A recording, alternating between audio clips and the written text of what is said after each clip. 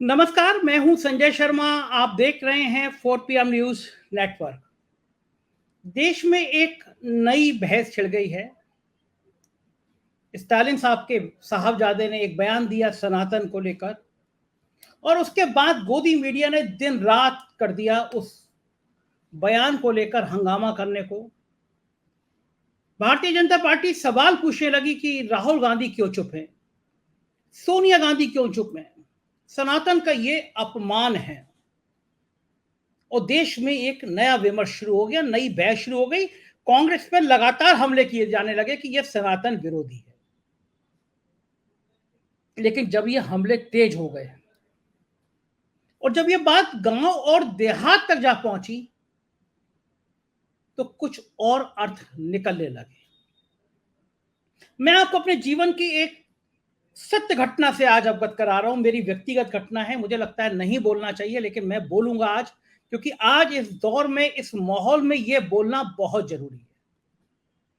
मैं एक अखबार में रिपोर्टिंग करता था, एक गांव में गया। उस गांव में उस महिला के पति की डेथ हो गई थी। छोटा सा गरीब सा घर था, 3 बच्चे थे उस महिला के। पूरे गांव के लोगों ने उसका बहिष्कार कर दिया कि तुमने 13वीं का खाना नहीं खिलाया, तुमने ब्राह्मणों को 13वीं का ब्रह्मभोज नहीं कराया, तो तुम्हें पाप लगेगा, और इस नाते से तुम्हारा बहिष्कार किया जा रहा है।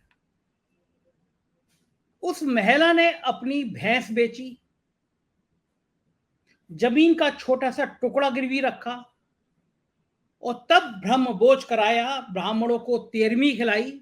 तब गांव ने उसका सामाजिक आना जाना शुरू किया। मैं गया था इस खबर को कवर करने के लिए, लेकिन मेरे मन में एक रोष पैदा हुआ, मेरे मन में एक नफरत पैदा हुई। मुझे लगा ये समाज कैसा है, ये कौन सी रीति रिवाज है, ये कौन सा धर्म कहलाता है कि अगर आपके पास पैसे नहीं है और आप अपने परिजनों की 13वीं नहीं कर सकते, आप ब्राह्मणों को भोज नहीं करा सकते, तो समाज आपका बहिष्कार कर देगा। तब मैंने सोचा कि मेरे माता पिता की आयु लंबी हो, लेकिन अगर मेरे उनमें से किसी का देहांत होगा तो मैं 13वीं नहीं करूंगा। ये मेरा विद्रोह था, ये मेरा आंदोलन था, और खुद से विद्रोह था कि ऐसी सामाजिक मान्यताएं, ऐसी सामाजिक परंपराएं जो आपको इंसान नहीं रहने देती। किसी गरीब के घर में मृत्यु हो जा रही है, आप उसका सामाजिक बहिष्कार कर रहे हैं क्योंकि उसने ब्रह्मभोज नहीं कराया, ब्राह्मणों को उसने भोजन नहीं कराया, तो उसका सामाजिक बहिष्कार किया जाएगा। और वही हुआ, मेरे पिताजी का देहांत हुआ और मैंने 13वीं और 10वां और बाल मुड़वाने का काम, तीनों काम नहीं किए। मेरे अपने रिश्तेदार मुझसे नाराज हुए, उन्होंने मुझ पर कमेंट किए, लेकिन मैंने कहा ये जो कुरीतियां हैं, मैं इन कुरीतियों में यकीन नहीं करता। एक एक जड़ व्यवस्था कर दी गई है, मन मस्तिष्क पे ऐसी परंपराओं की चादर ओढ़ दी गई है कि आप उन कुरीतियों से बाहर नहीं आना चाहते। मैंने कहा कि मैं हिंदू हूं, ब्राह्मण हूं, ब्राह्मण परिवार में पैदा हुआ, लेकिन अगर मेरा ब्राह्मण परिवार, मेरा ब्राह्मण मन मस्तिष्क किसी दलित को मंदिर में पुजारी के रूप में स्वीकार नहीं कर सकता, तो मैं उस मंदिर में झांकना भी पसंद नहीं करूंगा। मैं उस धर्म में कभी रहना नहीं पसंद करूंगा जिस धर्म में एक जाति को दूसरी जाति से कम इसलिए आंका जाए क्योंकि वो शूद्र है, वो दलित है, वो पिछड़ी जाति है, और एक जाति को श्रेष्ठ इसलिए कहा जाए कि वो ब्राह्मण है। एक लंबी बहस चली है, देश भर में बहस चली है, और ये बहस विचार के स्तर तक होनी चाहिए। बहस होनी चाहिए कि मनुस्मृति के मूल उद्देश्य क्या हैं, क्यों पिछड़ी जातियों, दलित जातियों की उपेक्षा की गई, कौन लोग थे जो मनुस्मृति का पाठ पढ़ाते रहे, कौन लोग थे वो समाज में, देश में कहते रहे ये शूद्र है, ये दलित है, ये पिछड़ा है, और तुम श्रेष्ठ हो क्योंकि तुम ब्राह्मण हो, तुम ठाकुर हो, तुम बनिया हो, तुम कायस्थ हो। वो कौन से राजनीतिक दल थे जो इस विचारधारा को पालते रहे, पोसते रहे और समाज में फैलाते रहे? आखिर क्या कारण था कि बाबा साहब ने बौद्ध धर्म स्वीकार किया? आखिर ऐसी कौन सी कुरीतियां थी जिसके कारण उनको लगा कि हिंदू धर्म में ये कुरीतियां हैं?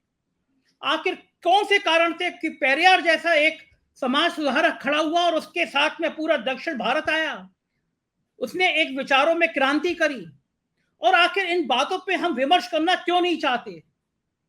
हम क्यों स्वीकार करेंगे कि आरएसएस जैसे संगठन का जो चीफ होगा वो हमेशा ब्राह्मण होगा? क्यों राष्ट्रीय स्वयंसेवक संघ जब ये कहता है कि 200 सालों में, मोहन भागवत ये कहते हैं कि 200 सालों में वास्तव में पिछड़ों और दलितों पे बड़े अत्याचार हुए, तो उस दिन मोहन भागवत ये घोषणा क्यों नहीं करते कि अगला संघ प्रमुख जो भी होगा वो दलित होगा? आखिर क्या रखा है ब्राह्मण जाति में जो संघ का प्रमुख सिर्फ ब्राह्मण होगा, केवल एक रज्जू भैया को छोड़कर? आखिर क्या है जो गांव देहात में आज भी जातियों के नाम पर इतने बड़े बंटवारों की लाइनें लग जाती हैं?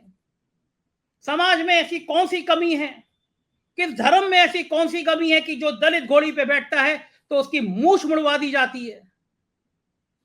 गांव में अगर एक तालाब से, एक पोखर से अगर पिछड़ी जाति का, दलित जाति का पानी भर लेता है तो उस पानी का बहिष्कार कर दिया जाता है। तो वो कौन श्रेष्ठ लोग हैं जिनको वो पानी पीने का अधिकार है? और इस देश में आजादी के इतने साल बाद भी अगर वो श्रेष्ठ हैं और उनको श्रेष्ठ मानने वाले श्रेष्ठ हैं, तो मुझे ऐसे लोकतंत्र में कोई आस्था नहीं। मैं उस लोकतंत्र का सम्मान करता हूं जिसमें कोई जाति, कोई धर्म का व्यक्ति हो, उसके अधिकार बराबर हो। और ये विमर्श डराता है, ये विमर्श कुछ लोगों में खौफ पैदा करता है, ये विमर्श कुछ लोगों में जागृति पैदा करता है।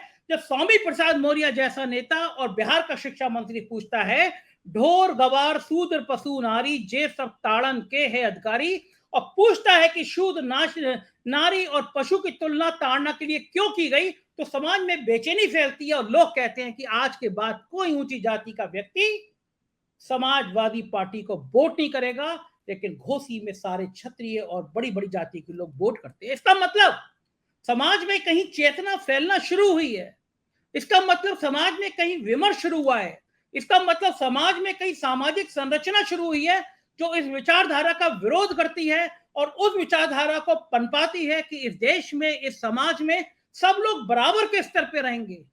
और ये बात कुछ लोगों को डराती है। इस बात को रोकने के लिए वो मंडल की राजनीति करते हैं, वो धर्म की राजनीति करते हैं, जिससे जातियों का भेद खुल जाए और धर्म में भी मंदिर में श्रेष्ठतम व्यक्ति ब्राह्मण बैठे, इसकी व्यवस्था वो पूरी करते हैं।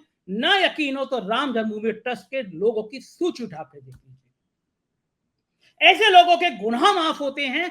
ना यकीन हो तो राम जन्मभूमि की जमीन खरीद घोटालों में सूची देख ले, वो उठा के देख लीजिएगा, चाहे वो मेयर हो, चाहे वो विधायक हो, जो नाम है उसमें कोई दलित तो कोई पिछड़ा नहीं है।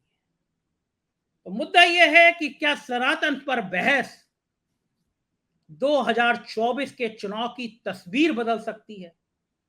जो भारतीय जनता पार्टी सनातन पर कांग्रेस को घेरना चाह रही है, क्या वो उसके लिए भारी पड़ सकती है?